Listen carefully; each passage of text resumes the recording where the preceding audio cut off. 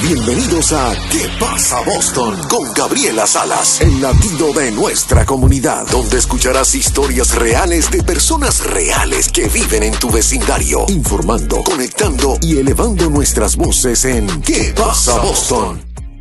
¿Qué pasa, Boston? Bienvenidos. I am today in awe. I cannot believe it still that I have a special guest that is a graduate from Harvard, actually was born in Maryland, and she's going to share why she is here in Boston, in Massachusetts, how she has changed her life, moving to a state that she's actually running, and how today we're going to learn to help our community do better as citizens, as residents of one of the best states of the United States. With us, we have our Governor of Massachusetts, Maura Healey. Maura, bienvenida. Bienvenida. It's so great to be here. Thank you so much for taking the time to visit us. We had an opportunity to do a quick tour about the offices around all the stations that we cover here, and it's really, really nice to see you interact with everybody. You shook everyone's hand.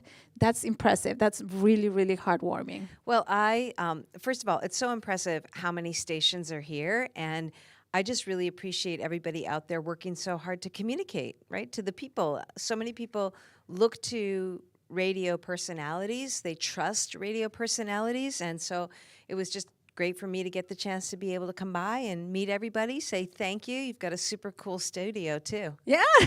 Well, talking about credibility, one of the things that actually connected me to you from the very beginning was the athleticism. So I was a figure skater from Mexico, believe it or not. Really? Yes. Okay. And amazing. you go to basketball on your end, right? Yeah. How was that for you? Like, how was it growing up with sports? Well, I was raised by a single mom. She had 5 of us. I'm the oldest of 5, and one of the things she just encouraged us to do was to play sports. Study hard in school, play sports, keep yourself busy, keep active, keep out of trouble. Yeah. And so I really loved sports, all sports, and played basketball from the time I was little, and it led me to playing college, and then I played professional basketball in Europe for a few years after college, which was great. So you are thrilled right now that you see all the ladies thriving, and then the teams that are actually coming here and playing the Connecticut Sun. I know. And yes. So when I graduated from college, there was no professional women's basketball league in the United States. So if you wanted to play pro, you had to go overseas. Correct. And that's what I did. Now it's so great to see women's sports and professional women's sports at the level we have now, where the WNBA, people coming from all over to see women play, and these stadiums are full, and we've got soccer, and we've got so many women's professional sports. So I'm super excited, but for me, I don't think I'd be governor if it weren't for sports and my background. I mean, you the discipline. Right. Don't you? It just you learn teaches so much. Teamwork, working hard, learning to set goals, and learning also what happens when you fail, right? You're not always going to have a great game or a great meet or a great practice, but you also learn how to work through that, and you become more resilient as a result. So I'm just so grateful for all that sports has given me. I'm so happy that you mentioned the failure, because I was going to go right there. For me, the stress level when competing, it was horrible. I used to throw up and pass out, and I could not do it. When you are talking about failure, it's also a learning experience. What was one of those biggest learning experiences that you had while failing? While failing, and I'm glad we're talking about failure, because I think not enough people talk about it. They talk about wins, they talk about successes, but I think a test of someone and a test of a leader is how they do when things are hard, when there are challenges in life. For me, my earliest challenges came when I was a little kid, and my dad left the family, right? And my mom was raising us alone, and she went back to work as a school nurse, and I saw her working through challenges, and that really stuck with me. Later in life, I remember when I first got a contract and I was playing overseas in Europe, my very first game, I had the ball in my hands with a few seconds left to go, and we were down by 1 or 2, and I had a chance to make the winning basket and I missed, Oh, which was hard. It's just a hard way it's to, a for me lot to of start on with your my shoulders with too. my career over there. But sort of grew from that experience and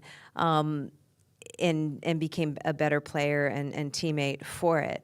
But I think resilience is really important right now, and for people to learn that, and to learn that you have the ability in yourself, to come through and to work through things, and we all have to help each other along too. Is that why you focused a lot on civil rights?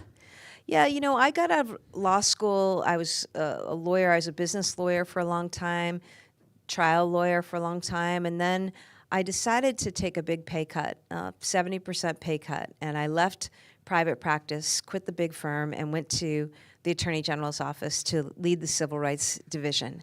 And I think it comes from just having I don't know, I love people, and I want fairness, right? And I don't want people to be mistreated or discriminated against because of their race, because of their religion, because of who they are. And I don't know, to me, like growing up as a little kid, and I mentioned my mom was a school nurse, I remember the kids who got bullied. I remember the kids who got picked on, and my mom was really clear about, you take care of those kids, you stand up for them. And it's something that became part of like what I believe deeply. And so as a civil rights lawyer, that was a chance to go out and protect against discrimination and to stand up for people's rights. How has it been? Because in this show, we get a lot of emails, and our whole mission is to educate and provide tools and resources to our community. I have experienced as a woman in a leadership position some challenges. I cannot even imagine as governor, how is it for you as a woman to run a state with so much wealth and risks, and also targets and challenges? How is it for you, Maura, stepping into that office and saying, this is me, it's on my responsibility, my accountability, if something goes wrong or if something goes right? Yeah, I definitely feel that responsibility. I mean, I put my hand up to run for this job. I love my job. I love being governor. And yes, with it comes a lot of responsibility. I oversee about 50,000 state employees. That's a lot, who are working out there across the state. I've got a budget of about $60 billion to manage.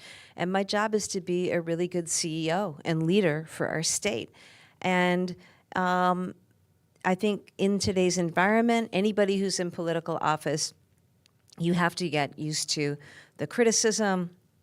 Not everybody's going to agree with what you do or say, but I feel comfortable knowing if I've made the very best judgment that I can, if I've heard from all the people and I've taken in all the information. You have your facts, right? I have your facts, and I'm here to make the best call that I can. I feel very comfortable with that. I'm glad that I was also Attorney General for 8 years, and I think that experience really helps me be a better governor because, the things that I'm trying to push on today are, things that I'm trying to make happen statewide because, when I was Attorney General, I was the people's lawyer. As governor, you are the leader for the state, and I view my mission every day as how do I make life better? Yeah. So we're talking about the challenges that comes with the job. Yeah. As Attorney General, I don't think that anyone, or if ever you thought that you were going to be ruling a state under the ambience and circumstances that we have today. Patriots 2.0. It's incredible for us as immigrants and Latinos, in my case, to see what's happening in our surrounding areas.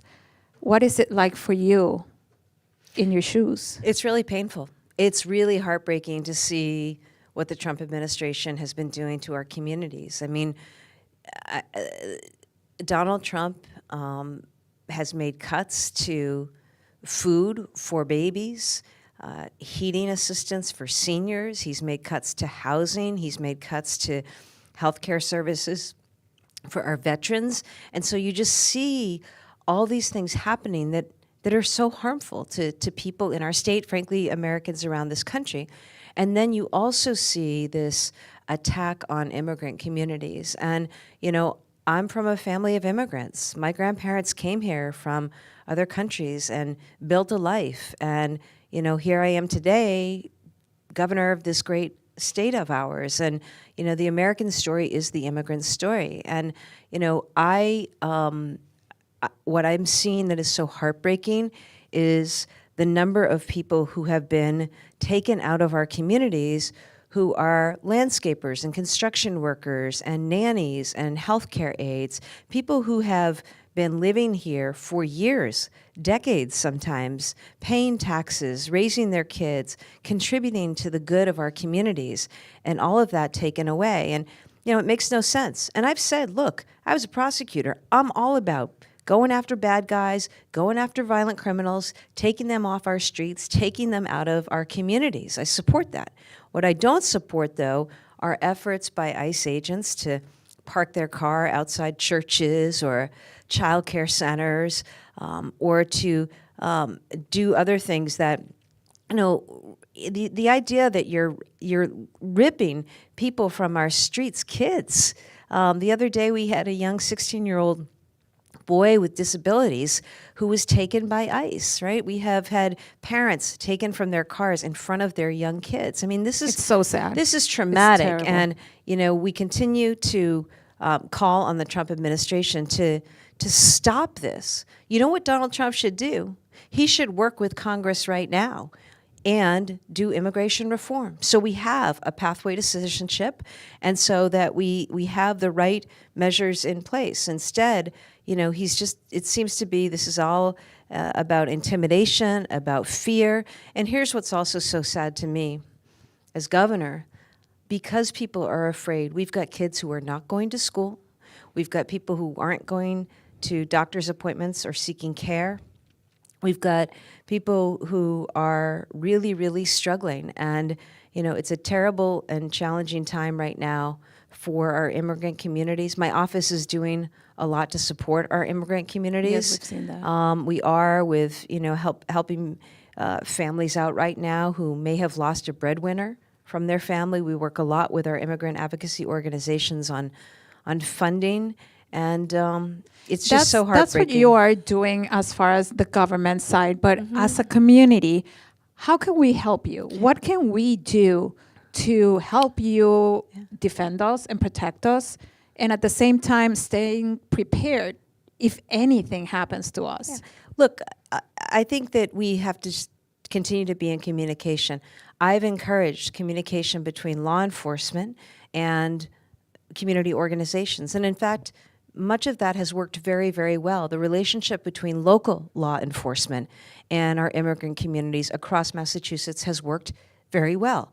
What hasn't worked well is ICE agents coming in from all around the country to our Massachusetts communities and not giving people due process, masked agents, we don't know who they are. Yeah, which the governor of California just passed a law, signed a right? law. How about us? Are you thinking about doing something similar? It's something we're thinking about. Right now, my focus is on how do I make sure I'm protecting public safety? How do I make sure that our immigrant families and community organizations know who to call when they see something unlawful happening in their community? I'm working to support the efforts to, make sure that people understand that they can, for example, film and document and tell the stories. How can you help, you ask? I think it's really important for people to continue to tell the story of what's happening in our immigrant communities right now. I mean, we have 1.5 million people that we lost in unemployment just the last few months. And I see the devastating effect on farmers now across the country who don't have a workforce. You see what's happened in some of the factory raids. This doesn't make sense economically to our country. And again, if it were about public safety, or mentally either. yeah, and I always say, if it's about public safety, every community wants public safety, Absolutely, including immigrant communities. But instead, what we're seeing is a threat by Stephen Miller and the Trump administration to create fear and anxiety, and in doing so, a lot of harm. How about schools and our children? Me as a mother, I was actually taking my daughter to school, to Boston Arts Academy, and she's like, Great Mom, school. I love it, yes. She was saying, Mom, I feel scared. What if something happens? I don't want to put my phone away, because now they're taking the phones and put them in pouches. And she said, what if something happens? I don't want to be away from my phone. I don't remember going to school feeling that fear. Yeah. What can you tell that I want you to kid? tell your daughter that, our office and the Attorney General's office have trained educators, have trained teachers and school staff about how to deal with ICE. We've also trained people at our community health centers and the like. So, I want to say to people, don't be afraid in school. Don't be afraid going to the doctor. But I also understand people's fear. When we've had people, like a college student, just taken off the street, without notice, without due process, without any justification, we later learned. She simply signed an op-ed in a college newspaper.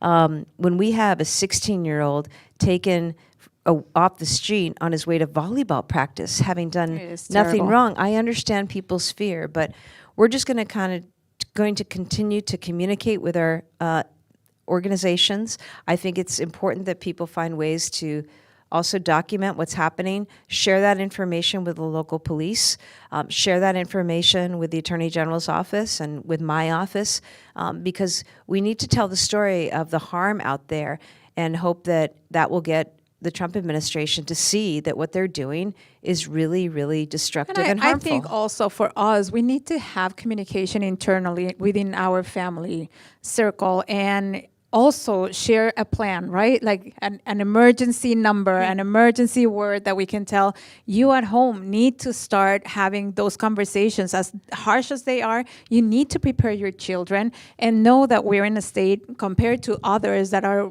really protecting us. And we thank you, obviously, for all the work that our departments are doing. And I've had several secretaries here of the early education and public health. We've noticed also mentally how deficient it will be if we continue to lose funds for our family members, especially after the pandemic, all the consequences that happen, because it's a domino effect, right? Yep. Where can we go from there? Are our psychologists and therapists aware of these circumstances, and how can we help them too? I was talking to a pediatrician the other day, and she sees a number of patients from immigrant families in Greater Boston. And she talked about little kids who are showing up with such high levels of anxiety, constipation. They're so stressed out. And isn't that heartbreaking? That's horrible. It's heartbreaking. And That's painful. that's why I want people to know, okay, as I go around the state and I hear from so many people in Massachusetts support our immigrant families. They support immigrants, and they understand, and feel a lot of pain at what we're witnessing right now. And if it were about law enforcement and public safety, I'd say all in, support that. But unfortunately, this is not what it's been about at all. And so we need to continue to encourage people to fund these organizations that are providing food and housing and clothing and assistance. There's a lot of ways to volunteer and get involved with families who are really suffering right now, and I've encouraged people to do that. And meanwhile, we're going to continue to train people on their rights. But, it's certainly a time where people need to look after one another. Yeah, and especially now that you touched the subject on housing, you have several programs, and I've seen some changes, still a lot of work to do. How can we get ahead? There's so much going on, and the prices keep increasing, and you can see it, you can feel it, right? Yeah, but this is why leadership matters, okay? And what I've done as governor is come in and say, you know what? Housing is my number one priority. We don't have enough reasonably priced homes, affordable homes for people in Massachusetts, and I am trying to change that. When I started as governor, we estimated that we were about 220,000 homes short of where we needed to be. And I immediately wrote and filed and signed a law to invest $4 billion into housing, to make changes to policy to build homes more quickly. And as a result of that work that I've done, we've now got 100,000 homes being built. We have more to do, a lot more to do, but it's really important to me because people can't afford homes to purchase. They can't afford rent. I recently got rid of broker's fees. I know we for were renters. here speaking about Yes, it. that's which is important. great, and it's also. I think that it's very important for our community to understand what does that mean. You have to ask the right questions to the right people, not just sign contracts without reading. Yeah. And also, the broker's fee is not that you're not going to pay somebody that is helping you. It's actually for the landlord, right? That's right. Wants to send you that bill and you taking care of that. That's right. Okay. No tenant, no renter should have to pay a broker's fee. Exactly. We've also done things like you can build now accessory dwelling units or an in-law apartment as a matter of right. You can just do that now, and that's going to bring more homes online. Oh, that's fantastic. We gave tax credits to developers to build more homes around the state, particularly in some of our cities and gateway cities. And I recently offered up excess state land. We have some surplus land that we're not using. Let's build homes on that land. So, I know how hard people work. And, if you're working and you're working sometimes multiple jobs and you cannot afford rent, that's wrong in this country. Well, never mind rent and the car insurance and everything that piles up. Which is why, for me, the areas that I'm focused on driving down costs, your housing bills, your housing costs, your energy, electricity, heating bills, and your healthcare costs. Those are the areas that I'm really focused on driving down. And, I also want to say, there's a lot of good things going for us as a state. I'm glad you've had my secretaries on. Our new Secretary of Education. I love him. Yeah, Mexican too. I like know. me. Pedro Martinez, familiar name. Yes. But he's wonderful. We are making huge investments in childcare, in early education and childcare. We're making huge investments in K to 12, and I'm excited about that. A whole program on literacy. Free college, which is great, right? Yes. Go to college, up your skill and get out and get after the career that you want. That has given so much opportunity to a lot of people, especially adults that have had that dream and they didn't have the means because either they support their family or they pay for school. They couldn't afford it. You know what we did too? Not only did we make community college free, we also are giving stipends to students because they need gas money, food money, yes. Sometimes childcare money in order to be able to take these classes. So it's not good enough to just make community college free.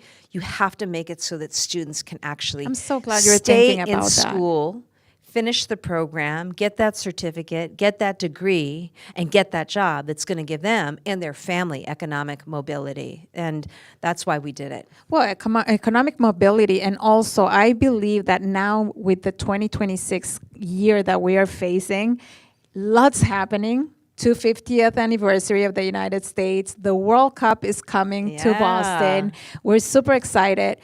Here at my show, I want to know, how can we help our community maximize and capitalize from those opportunities? Infrastructure is going to have to move somehow and develop. What can we do? Well, I just want to say that the Latino community is on the move in Massachusetts. There is no community that is growing at a faster rate than the Latino community in Massachusetts. Thanks for acknowledging that. It's so exciting. And when I think about the number of entrepreneurs and business owners and people who are creating jobs and powering our economy, I look at the vibrancy of the Latino community. And I just want people to know that. I love our Latino community. And by the way, it is so diverse, right? I mean, we have people from all over who bring wonderful skills and talents, and we want to support that. I've got something called the Business Front Door. So if you're a small business owner, go to our website, look at Business Front Door, and see how there are government programs that can help you as an entrepreneur, help you as a small business owner. Is that the same as the certificates that we are able to get as minorities as different. well? It's That's another different. program. I'm talking, this is available to everyone in the state. Oh, wow. Every small business owner, go online and see. There are all sorts of programs that can help you scale your business, grow your business. I'm really excited about that. I also, for business owners, I recently cut a number of regulations. We want it to be cheaper to do business. We want it to be easier to do business. So, we're trying to support that. But I'm really excited with the investments that we're making in education, in our vocational schools, in our traditional high schools, in our colleges and universities. I'm excited about our workforce investments that we're making. And, I look at the Latino community and it's super exciting. I also will remind people too, we were talking about immigration. Over half of the companies in this country are started by people who were born outside of the United States. And they come here, they study here, they do research here. I mean, Massachusetts is home to so many world-leading innovations, Nobel Prize winners, right? And one thing that's bothered me about the Trump administration is he's cut funding for research and medical research and cures and treatments. And, I'm making a big effort to fund that because it's a reason why people come to Massachusetts. It's funny that you say that. Not funny, but it's actually interesting because, David Ortiz and I have that nonprofit innovation hub. It's awesome. And that's what we are looking for, giving opportunity to talented Latinos, Dominicans, international, that's why it's International Innovation Hub, to bring all that research and ideas to establish in Massachusetts and to bring back to their communities also what they learn at MIT or some of these huge colleges that we have here. But with the cuts of funding, with the cuts of also having students enter into this area internationally, it's very challenging. It is, and that's why I proposed $400 million. We're going to use it to fund research, medical research, discovery, innovation, and it's going to be a way to keep people here in Massachusetts. And with people staying here in Massachusetts, that's going to attract more capital, more business to Massachusetts. And this is what we need to do. I'm proud of our state. You mentioned 250 years. We're the state that had the first school in the entire country, the first university in the entire country. And so continuing to make those investments. We have to keep celebrating. And education. Oh, yeah, we're going to celebrate all year. Yes. We've got, I can't wait for World Cup. It's going to be like having 7 Super Bowls in a week. It's going to be amazing.